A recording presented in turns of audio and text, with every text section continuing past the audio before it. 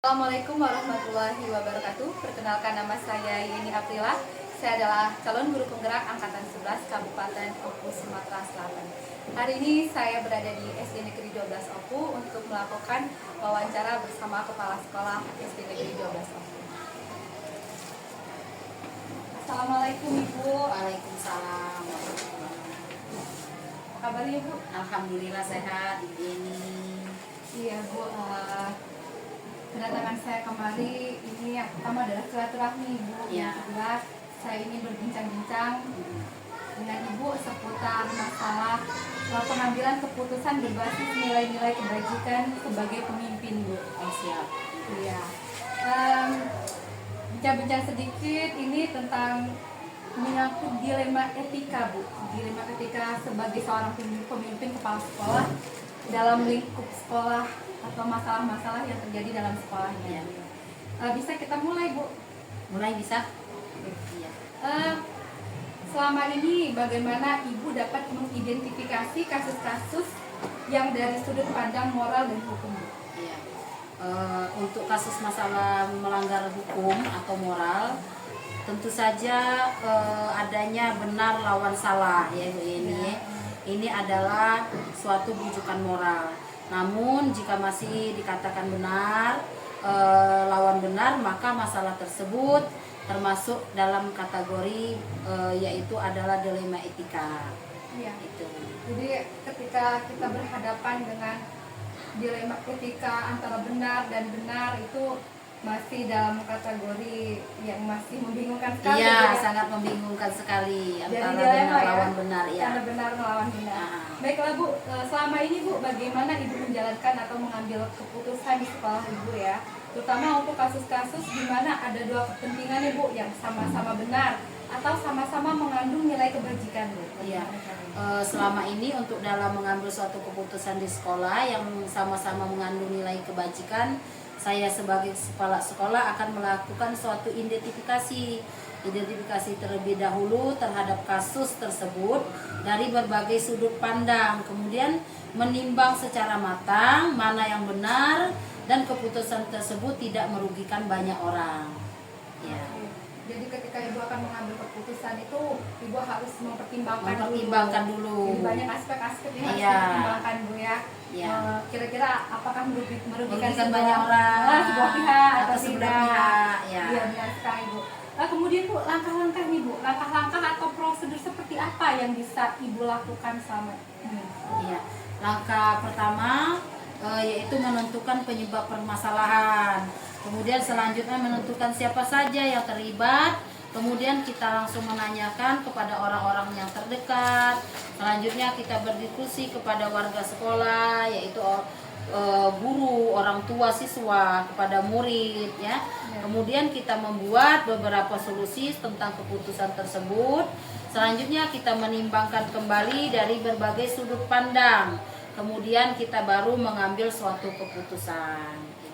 Jadi ketika kita akan Ibu akan mengambil keputusan itu tidak langsung sat-sat gitu Bu ya, langsung dapat keputusan. Kita mengambil beberapa langkah tersebut. Jadi masih banyak sekali yang harus dilibatkan di situ Bu ya. Selain dari warga sekolah, juga dari orang terdekat. Itu juga harus dipanggil juga. Iya benar sekali. Oke Bu, lanjut lagi nih. Hal-hal apa saja nih Bu yang selama ini Ibu anggap efektif dalam pengambilan keputusan pada kasus-kasus dilema etika ini? Iya. Terlebih dahulu saya sebagai kepala sekolah yaitu melakukan analisis kasus ya. Kita analisis dulu kasus tersebut, kemudian kita menentukan solusi. Kemudian kita menyelesaikan dengan peraturan-peraturan dengan norma-norma yang berlaku, serta kita harus mengedepankan kepentingan umum. Kemudian yang mana saja yang bermanfaat bagi orang banyak, tentunya untuk jangka panjang, bukan untuk jangka pendek tersebut. Itu. Jadi solusi dari permasalahan ini bukan hanya sekedar jangka pendek. Iya, ya? untuk jangka panjang. Jadi seterusnya itu bakal kita tahu dampak dari keputusan yang kita ambil tersebut. Iya benar sekali Bu. Kira-kira hal-hal apa saja nih Bu yang selama ini merupakan tantangan dalam pengambilan keputusan pada kasus-kasus dilema etika ini? Iya, banyak sekali tantangan dalam mengambil suatu keputusan yaitu adalah mencari suatu keputusan terbaik, karena keduanya merupakan masalah yang sama-sama benar tadi kan. Nah, kemudian dalam mengambil keputusan tersebut harus menguntungkan kedua belah pihak dan tidak merugikan kedua belah pihak tentunya. Ya. Jadi kita itu waktu mengambil keputusan itu memang banyak sekali tantangannya. Iya. Jadi kita harus merincikan dulu bagaimana, apakah merugikan salah satu pihak atau tidak. Jadi seperti itu. Jadi semua keputusan yang diambil oleh ibu pastinya akan memberikan manfaat yang terbaik bagi kedua belah pihak tersebut. Oke Bu. Selanjutnya Bu, apakah ibu memiliki sebuah tata kala nih atau jadwal tertentu dalam sebuah penyelesaian kasus dilema etika? Maksudnya apakah ibu langsung menyelesaikan di tempat pada saat itu juga, atau memiliki sebuah jadwal untuk menyelesaikannya? Bentuk atau prosedurnya seperti apa yang akan ibu jalankan? Iya. Ini tergantung suatu permasalahan. Untuk memutuskan suatu permasalahan yang ringan, biasanya saya sebagai kepala sekolah itu langsung mengambil suatu keputusan. Namun jika permasalahannya berat, saya melakukan sesuai dengan langkah-langkah. Ada beberapa langkah, yaitu menentukan penyebab permasalahan. Ada 3 langkah yang dapat kita ambil, yaitu 1, menentukan permasalahan, kemudian menentukan siapa yang terlibat dalam permasalahan tersebut, kemudian menanyakan kepada orang-orang terdekat, selanjutnya berdiskusi dengan warga sekolah, kemudian kita membuat beberapa solusi keputusan, kemudian kita menimbang lagi dari berbagai sudut pandang, kemudian kita baru mengambil keputusan tersebut. Itu Ibu Yeni. Jadi banyak langkah yang kita lakukan. Jadi ternyata untuk menjadi seorang kepala sekolah itu bukan hal yang mudah gitu. Iya. Jadi untuk mengambil keputusan itu ternyata banyak sekali langkah pertimbangan dan langkah-langkah. Iya, jadi kalau selama ini juga kan saya juga berpikir nih Bu, ketika saya melihat seorang kepala sekolah gitu kan, kenapa ya kepala sekolah itu lama sekali ketika mengambil keputusan dalam sebuah kasus atau sebuah permasalahan yang ada di sekolahan. Ternyata banyak sekali yang dipertimbangkan, tidak bisa langsung satu gitu. Kecuali masalahnya ringan gitu kan, langsung bisa diselesaikan di tempat. Kalau masalahnya sudah mulai berat, melibatkan warga luar, itu harus beberapa faktor. Jadi untuk menjadi seorang pemimpin itu bukan semudah yang kita kira ya Bu ya. Oke Bu, adakah gini ya Bu, adakah seseorang nih atau faktor-faktor yang selama ini mempermudah atau membantu ibu nih dalam mengambil keputusan dalam kasus-kasus dilema etika ini? Iya. Dalam mengambil sebuah keputusan itu, saya sebagai kepala sekolah mengajak warga sekolah, mengajak stakeholder yang ada di sini, misalnya wali murid, orang-orang yang mempunyai kepentingan dalam suatu permasalahan tersebut, kemudian orang-orang yang punya kedekatan dalam personal dengan permasalahan yang kita hadapi. Jadi mereka itu kita libatkan semua Bu ini. Oh iya benar-benar. Jadi tidak hanya kita sendiri ya Bu ya, terlibat dalam masalah ini. Jadi untuk mengambil keputusan Ibu melibatkan stakeholder yang ada di sekolah. Jadi semua warga sekolah diajak ya bersama-sama. Berarti musyawarah sekali nih Bu. Iya. Oke Bu, ini yang terakhir nih Bu, pertanyaannya. Dari semua hal yang telah disampaikan nih Bu, pembelajaran apa yang Ibu dapat atau Ibu petik dari pengalaman Ibu mengambil keputusan dilema etika ini sendiri? Ya, pengalaman yang kita dapatkan yaitu saya sebagai kepala sekolah sendiri menjadi lebih bijaksana dalam mengambil atau menganalisis dari sebuah permasalahan untuk dijadikan suatu pertimbangan dalam menentukan solusi dari setiap permasalahan yang kita hadapi. Itu saja Ibu Yeni. Terima kasih nih Bu. Sama-sama. Apa yang menjadi pengalaman Ibu sebagai seorang pemimpin, semoga nanti bermanfaat juga kepada saya dan juga kepada semua orang. Insya Allah, amin. Luar biasa sekali bincang-bincang kita hari ini. Ibu Yeni. Ya Bu, terima kasih. Sukses selalu Ibu Yeni. Terima kasih. Oke. Kepala Sekolah SD Negeri 12 Ipoku, semoga apa yang sudah menjadi perbincangan menjadi bermanfaat bagi kita semua. Wassalamualaikum warahmatullahi wabarakatuh.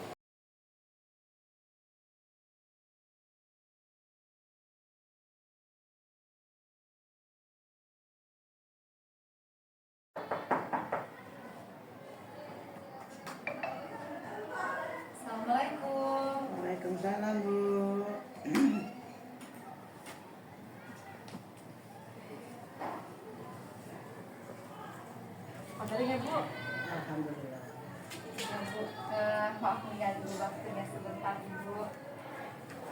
ini ibu masih dalam keadaan ini nggak? Sibuk nggak sekarang? Tidak. Tidak. Bu, kedatangan saya kemari, saya ingin berbincang-bincang sedikit ibu ya tentang masalah yang ada di sekolahan ibu. Tapi agak sedikit menyita waktu ibu dari kesibukan ibu itu sih. Lagi baca di balik. Alhamdulillah. Tapi kurangnya ada ganggu kesehatan, agak batuk. Oh, memang lagi bersin bu ya batuk. Iya, tidak apa-apa, semoga cepat sehat ya bu ya. Jadi kedatangannya di sini ini bu, ini ingin sedikit berbincang-bincang tentang masalah sekolah, tentang dilema-dilema yang ada di sekolahan. Boleh kita wawancara sekarang? Terima kasih. Oke, terima kasih bu. Oke bu, yang ingin saya tanyakan di sini itu tentang masalah dilema etika ya bu ya, yang kita ada di sekolahan. Itu kan banyak sekali dilema-dilema etika kita dengan banyaknya siswa. Kita merasa kadang-kadang sebagai kepala sekolah itu kan pasti banyak sekali dilema-dilemanya. Nah di sini tuh ada yang banyak ada beberapa pertanyaan yang ingin sekali saya tanyakan sama ibu. Selama ini bagaimana ibu dapat mengidentifikasi dari kasus-kasus yang dari sudut pandang moral dan hukum itu sendiri? Apabila kasus tersebut melanggar hukum, Ya. maka sudah tentu benar lawan salah. Ini adalah rujukan moral.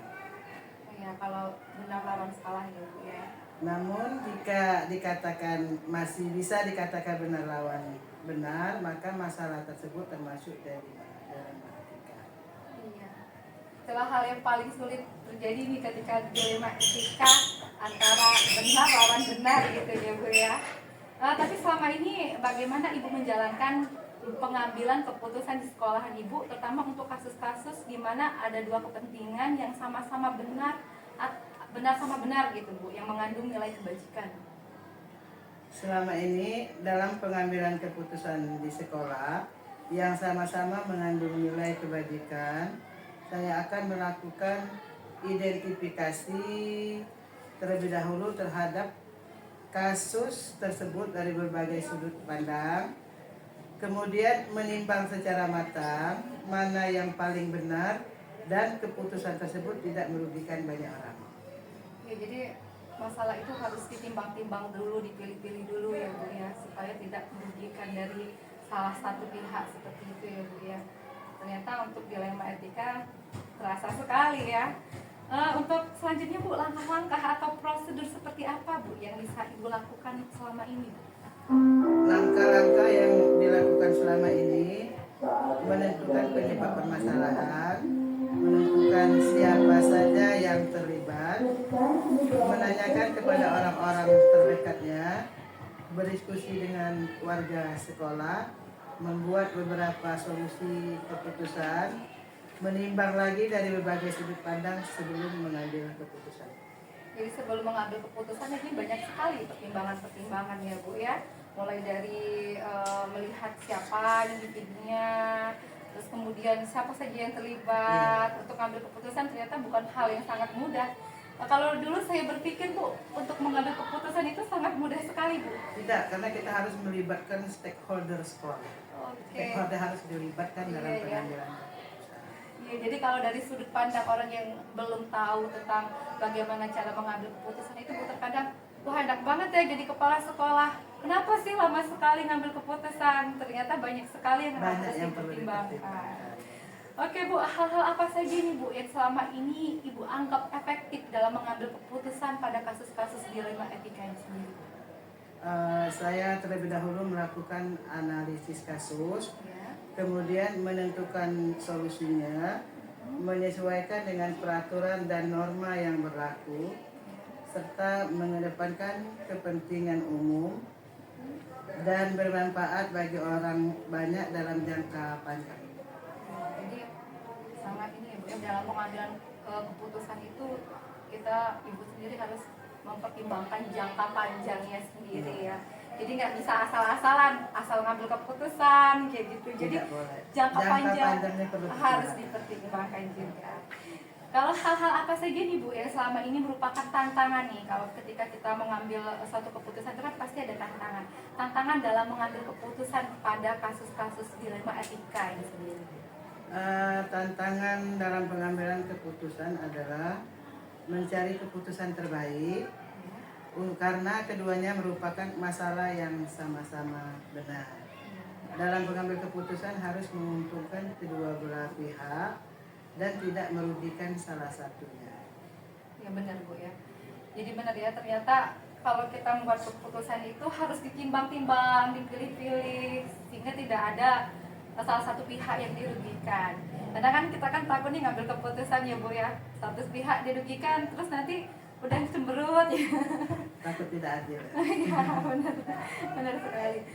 Oh ya Bu, selanjutnya apakah Ibu memiliki sebuah tata kala gitu Bu atau jadwal tertentu dalam sebuah penyelesaian kasus dilema etika? Apakah Ibu langsung menyelesaikan di tempat itu atau mungkin memiliki sebuah jadwal untuk menyelesaikannya, bentuk atau prosedur seperti apa yang Ibu jalankan? Untuk memutuskan masalah yang ringan itu biasanya langsung saya putuskan, itu yang ringan ya, yang ringan langsung diputuskan. Jika masalah itu berat, saya melakukan sesuai dengan langkah-langkah yang disebutkan pada nomor 3. Langkah-langkah yang dilakukan selama ini menentukan penyebab permasalahan, menentukan siapa saja yang terlibat, menanyakan kepada orang-orang terdekatnya, berdiskusi dengan warga sekolah, membuat beberapa solusi keputusan, menimbang lagi dari berbagai sudut pandang sebelum mengambil keputusan. Iya benar Bu ya. Jadi kalau kita dapat kasus kayak gitu, kasusnya sudah besar, berarti yang dilibatkan ini bukan lagi dari salah satu pihak, tapi sudah mengumpulkan banyak warga sekolah ya Bu ya. Jadi dalam cangkupannya juga sudah mulai besar artinya. Iya. Kalau masalahnya ringan bisa langsung ya? Langsung. Iya dong, kalau masalah ringan langsung, tapi kalau masalah itu kita memang harus sesuai dengan prosedur. Iya, sesuai prosedur. Apalagi kalau kayak di sekolah Ibu nih siswanya rame. Gurunya banyak. Gurunya banyak. Kadang-kadang dilema etikanya juga lebih kompleks. Ya, kompleksitas. Lebih banyak daripada yang siswa sedikit. Banyak karakter ke dalamnya. Baiklah Ibu, adakah nih Bu ya, adakah seseorang atau faktor-faktor yang selama ini mempermudah atau membantu Ibu dalam mengambil keputusan dalam kasus-kasus dilema etika? Kalau dalam mengambil keputusan, saya selalu mengajak warga sekolah. Warga sekolah itu ada stakeholder, wali murid, orang-orang yang mempunyai kedekatan personal dengan orang yang mengalami masalah. Berarti cangkupannya seperti yang tadi Bu ya, cangkupannya sangat luas sekali ya untuk mempermudah kita dalam mengambil keputusan. Ini yang terakhir nih Bu, yang mau saya tanyakan. Banyak sekali nih sebenarnya yang mau saya tanyakan, tapi ini yang terakhir ya Bu. Dari semua hal yang telah Ibu sampaikan nih, pembelajaran apa yang dapat Ibu petik nih dari pengalaman Ibu mengambil keputusan dilema etika ini sendiri Bu? Pelajaran yang dapat saya ambil, saya tentu saja menjadi lebih bijaksana dalam menganalisa sebuah permasalahan untuk dijadikan pertimbangan menentukan solusi.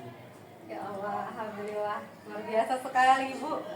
Jadi berbagi pengalaman sekali. Kalau suatu saat nanti saya ada di posisi Ibu, jadi saya sudah ada gambaran bagaimana ketika saya menghadapi dilema etika. Karena selama ini Bu ya, secara pribadi nih saya Bu ya, melihat kalau jadi kepala sekolah itu kok enak banget ya kepala sekolah. Kadang-kadang berpikir gini, kenapa sih ya Ibu kepala sekolah itu kok nggak cepet banget ngambil keputusan kayak gitu. Padahal kan masalah ini sudah mepet banget, tapi kok nggak ambil keputusan. Ternyata Bu ya, untuk mengambil keputusan itu nggak basing ya, nggak asal-asal. Kalau eringan bisa dan yang lainnya itu tidak bisa. Tetap balik ke prosedur ya. Terima kasih untuk pengalaman, wawasan, ilmu yang sudah diberikan kepada saya Bu. Kalau saya ada salah kata yang saya minta maaf karena saya masih ada keperluan lagi Bu. Masih lanjut lagi. Terima kasih. Terima kasih Bu. Sukses, ya. Iya, sudah meluangkan waktu untuk saya nih Bu. Terima kasih Bu ya. Saya permisi dulu ya Bu Dewi.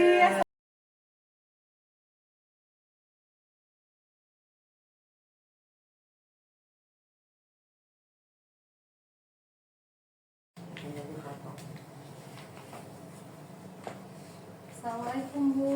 Waalaikumsalam, silakan. Dengan siapa ini? Iya, saya dengan ini Bu. Gimana Bu kabarnya Bu? Alhamdulillah sehat selalu. Iya. Mana kabar Bu Yeni? Ya Alhamdulillah Ibu baik Bu. Alhamdulillah, mudah-mudahan selalu baik kita ya. Iya. Gimana, ada keperluan apa ini? Iya Ibu di sini saya ingin sedikit bincang-bincang Bu ya, boleh ya? Boleh. Oke. Kira-kira tidak ada kesibukan lain Bu? Insya Allah disempatkan. Iya, alhamdulillah Bu ya. Gak apa-apa ya Bu ya, di Boleh. sini saya mengganggu Silakan. sedikit Ya, dari apa-apa, aktivitasnya. ya. Sedikit ingin bincang-bincang ya Bu ya tentang sekolah yang pastinya. Boleh. Ada yang ingin saya bertanyakan ini Bu ya di sini. Kira-kira Bu selama ini bagaimana begitu Ibu dapat mengidentifikasi kasus-kasus yang dari sudut pandang moral dan hukum. Jadi saya datang ke sini langsung Ibu nanya. Apa-apa. Ya, kalau untuk melihat apa yang dipertanyakan, bagaimana mengidentifikasi kasus itu dari sudut pandang moral dan hukum, Iya. yang jelas kita lihat dulu apakah itu merupakan pelanggaran hukum, apakah itu juga merupakan pelanggaran moral. Karena Ibu Yeni juga tahu yang namanya di dunia pendidikan itu kan banyak kasus, banyak hal yang ternyata ya bisa dipilah-pilah, salah satunya berdasarkan hukum dan berdasarkan moral. Apabila kasus tersebut melanggar hukum, ya jelas kita harus tentu benar-benar mengetahui bagaimana prosesnya. Yang jelas hal itu tidak mungkin berlawanan dengan yang namanya moral atau wujud moral tersebut. Kan? Ya. Tapi jika masalah itu dikatakan benar-benar melawan atau jauh-jauh dari yang namanya moral, jelas masalah tersebut pasti terkait dengan yang namanya etika. Iya benar. Karena sekarang kan etika siswa ini sekarang tuh jadi hal yang utama sekali kita dalam dunia pendidikan. Betul. Kadang-kadang semakin kesini kadang-kadang etika siswa itu kadang-kadang sedikit menurun. Jadi kita perlu adakan lagi penguatan etika kepada siswa-siswa sekolah ini. Oke Bu, selanjutnya selama ini bagaimana Ibu menjalankan dalam pengambilan keputusan di sekolah Ibu, terutama untuk kasus-kasus di mana ada dua kepentingan Ibu yang sama-sama, misalnya sama-sama benar sama benar begitu, yang mengandung nilai kebajikan kayak gitu. Ya. Oke, kalau terkait dengan kebijakan atau keputusan yang harus kita ambil, ya jelas sekolah itu harus melihat dulu nilai-nilai kebajikan yang ada, kan? Mungkin ya salah satunya dengan cara mengidentifikasi terlebih dahulu terhadap kasus tersebut. Apakah kasus itu memang harus dipandang untuk menimbangkan salah satu hal yang mungkin dianggap itu ya apakah ini memang ada nilai yang baik atau tidak. Secara matang kita memang harus meninjau atau mengidentifikasi. Jangan sampai nanti kita punya keputusan, justru keputusan itu akan merusak tatanan yang sudah kita bentuk. Jadi ya itu tadi, jadi pandangan kita harus pandang dulu dari sudut pandang yang mana nanti akan ya mungkin secara matang atau mungkin yang paling benar yang harus kita putuskan. Dengan kata lain tidak akan merugikan pihak yang lain. Iya benar sekali Bu. Jadi kepentingan itu tidak boleh kita sampai merugikan pihak-pihak lain ya. Betul. Untuk selanjutnya Bu, kalau misalnya untuk langkah-langkahnya sendiri, langkah-langkah atau prosedur seperti apa kira-kira yang biasa Ibu lakukan selama ini dalam menghadapi masalah-masalah pengambilan keputusan seperti yang Ibu jelaskan tadi? Oke. Sebenarnya langkah-langkah itu setiap individu atau setiap sekolah itu mungkin punya tersendiri. Tapi mungkin secara umum langkah-langkah itu jelas. Yang pertama kita harus menentukan penyebab permasalahan tersebut. Lalu yang kedua menentukan siapa saja sih yang terlibat dalam permasalahan tersebut. Yang selanjutnya mungkin menanyakan pada orang-orang terdekat yang kira-kira ada kaitannya dengan permasalahan tersebut. Selanjutnya kita harus tetap berdiskusi, kita harus namanya sharing dengan yang namanya warga sekolah. Lanjut kita lagi membuat beberapa solusi keputusan, itu pun harus didiskusikan, jangan sampai nanti keputusan itu atau langkah-langkah yang kita ambil nanti malah salah langkah, kan itu. Mungkin dari untuk menimbang-nimbang yang lain mungkin ada satu keputusan ya mungkin harus kita ajak diskusi di luar dari warga sekolah yang ada kaitannya dengan permasalahan yang ada. Ini luar biasa sekali. Jadi pengembangan dalam pengambilan keputusan langkah-langkah ini Iya. tidak hanya melibatkan dari siswa itu sendiri, Betul. tapi warga sekolah dan juga yang berkaitan dengan Benar. siswa tersebut ya. Iya. Oke, Ibu. Ada lagi. Iya, baik lagi. Lalu selanjutnya gini Bu, hal-hal apa saja yang selama ini Ibu anggap itu efektif dalam pengambilan keputusan pada kasus-kasus dilema etika kayak gitu? Oke. Kalau untuk yang dianggap efektif, ya karena kan kalau dianggap efektif itu kan bahasa kita kan relatif ya, relatif efektif. Kalau dikatakan efektif benar kayaknya belum kan ya namanya, tapi ya kita anggaplah itu menjadi suatu keefektifan bagi kita. Nah itu ya mungkin itu tadi melakukan analisis kasus tersebut, ya kemudian kita carikan solusinya menyesuaikan dengan peraturan dan tata norma yang berlaku. Gitu. Nah ya mungkin dari sisi peraturan bisa, tapi normanya tidak cocok, ya dari situ juga kan seperti itu kan ya. Nah, jadi mungkin dalam hal ini ya mungkin kita mengedepankan yang namanya manfaat bagi orang banyak. Nah, mungkin untuk waktu yang lebih lama lagi ya itu lebih efektif seperti itu. Jadi dianalisis dulu ya Bu ya kasusnya kayak gitu, terus ditentukan solusinya. Karena kita sebagai guru, kepala sekolah kayak gitu kan terutama sering sekali menghadapi dilema etika. Kadang-kadang sangat bertentangan. Mau ada rasanya kayak mau dihukum, tapi di sebelah pihak kita merasa kita kasihan gitu kepada anak tersebut ya Bu. Jadi kayak Ibu bilang tadi, bisa jadi dalam satu peraturan itu memang harus kita laksanakan tindakan, tapi secara norma kita harus mempertimbangkan tindakan tersebut. Itu tadi harus dipertimbangkan benar-benar dalam posisi itu. Menghadapi untuk memberi keputusan. Iya. Ternyata untuk menjadi seorang kepala sekolah ini bukanlah hal yang mudah ya Bu. karena kan selama ini kan saya berpikir itu jadi kepala sekolah itu ya kenapa sih kepala sekolah itu sering telat mengambil keputusan ketika ada suatu permasalahan. Ternyata ketika kita mendapatkan dilema etika seperti ini sangat sulit sekali untuk memberikan keputusan yang langsung begitu to the point. Jadi kita harus banyak aspek-aspek sendiri yang harus dipertimbangkan. Yang harus kita ambil biar satu keputusan itu tidak merugikan. Dan diterima semua orang ya. Betul, di kalangan semua orang bisa terima betul. Kemudian gini Bu, hal-hal apa saja nih yang selama ini merupakan tantangan dalam pengambilan keputusan pada kasus-kasus dilema etika? Pastikan kita ada tantangan-tantangan nih seperti yang saya bilang tadi ya. Ternyata begitu sulitnya ya jadi kepala sekolah. Selama ini tuh di pandangan mata saya tuh Bu, jadi kepala sekolah itu enak banget. Duduk manis Cuma ya. duduk manis keluar Iya, gitu. benar, Tinggal ya. ketika ada suatu masalah, kenapa ya kepala sekolahnya nggak langsung kasih solusi? Itu kan cuma masalah gini. Ternyata banyak sekali ya pertimbangan. Dan di sini itu kira-kira apa gitu Bu, tantangan dalam permasalahan? Oke, tantangan dalam pengambilan keputusan, dalam mencari keputusan terbaik. Karena kadang-kadang kedua atau mungkin permasalahan itu ya sama-sama benar. Apalagi dari sisi pandang satu dengan yang lain. Kalau ada dua yang bermasalah, satu sisi menyatakan dirinya benar, satu sisinya lagi orang itu juga menyatakan dirinya juga benar. Nah, dalam kondisi yang sama-sama merasakan dirinya benar, yaitu itu yang harus kita ambil keputusan yang sangat harus lebih sulit lagi. Kenapa? Untuk mengambil keputusan itu jangan sampai kita merugikan dari pihak satu atau pihak dua. Kita harus merukunkan kedua pihak sehingga kata mufakat itu muncul. Itu tantangannya. Itu tantangan sekali ya. Ketika kedua belah pihak benar lawan benar ini. Jadi kita bingung Bu, yang mana yang harus kita pilih. Iya, betul. Iya. Lanjut lagi Bu ya. Boleh. Oke. Apakah Ibu sendiri ini memiliki sebuah tata kala atau jadwal tertentu dalam sebuah penyelesaian kasus dilema etika? Apakah Ibu langsung menyelesaikannya di tempat atau memiliki sebuah jadwal untuk menyelesaikannya? Bentuk atau prosedur seperti apa yang Ibu jalankan seperti itu? Sebenarnya yang namanya permasalahan itu setiap individu insya Allah tidak mau punya masalah. Benar.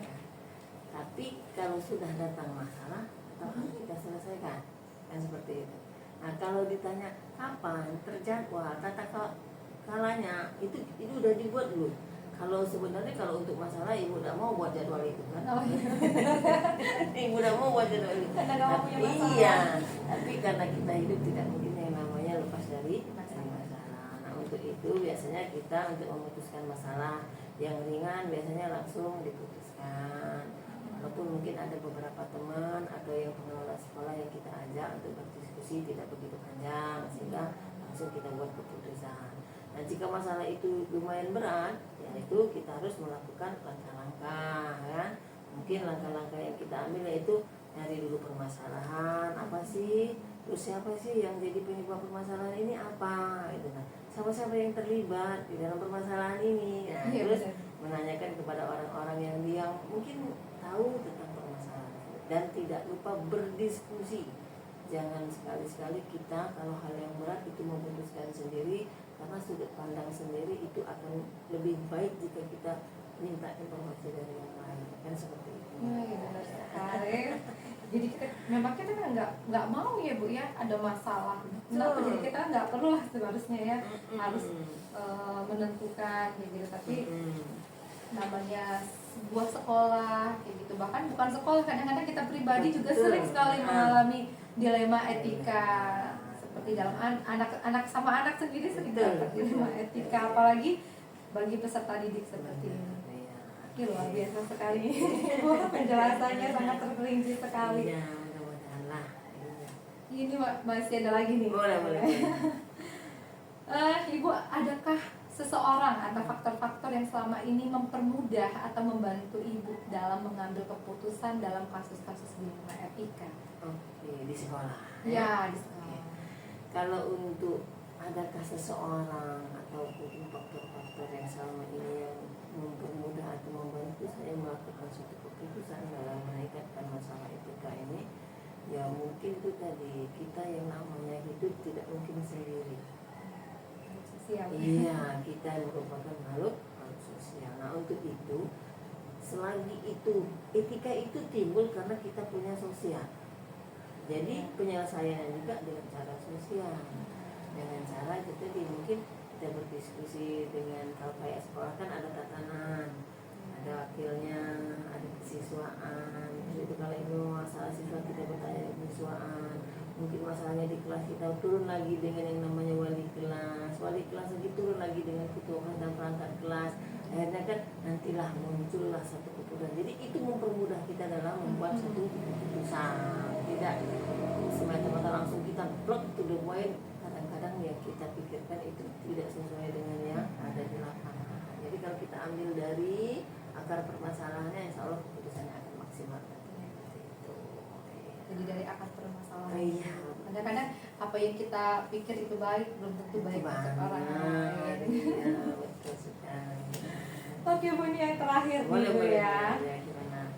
Dari semua hal yang telah disampaikan Ibu tadi, untuk pembelajaran apa yang dapat Ibu petik dari pengalaman Ibu mengambil keputusan dilema etika ini? Oke.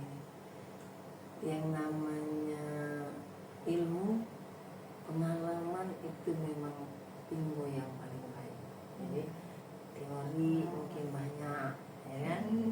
Tapi benar, pengalaman apa atau pelajaran apa yang ibu ambil dari segala macam bentuk yang namanya, terutama yang namanya dilema etika ini tadi kan? Ya mungkin dari sisi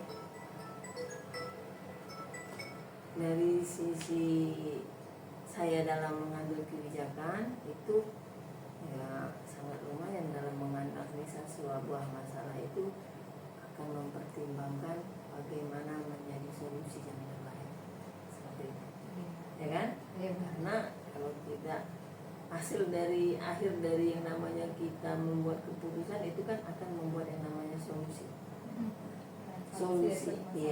Solusi itulah sebenarnya yang menjadi keputusan yang membuat semua yang menjadi dilema itu akan hilang. Itu. Saya kira itu sih Bu. Ini ya. Terima kasih sekali nih Bu atas bincang-bincangnya. Iya. Sudah mengganggu aktivitasnya, sudah Enggak meminta juga. sedikit waktunya. Enggak ya. Yang jelas mudah-mudahan bermanfaat. Iya. Ini salah satu bentuk sharing kita kan. Iya, Iya, tentang oke. dilema etika kita Boleh, ada di boleh, sekolah. ya. Oke ya. Oke, saya ucapkan terima kasih Iya, Bu ya. sama-sama. Terima kasih Iya. atas bantuannya Iya. dan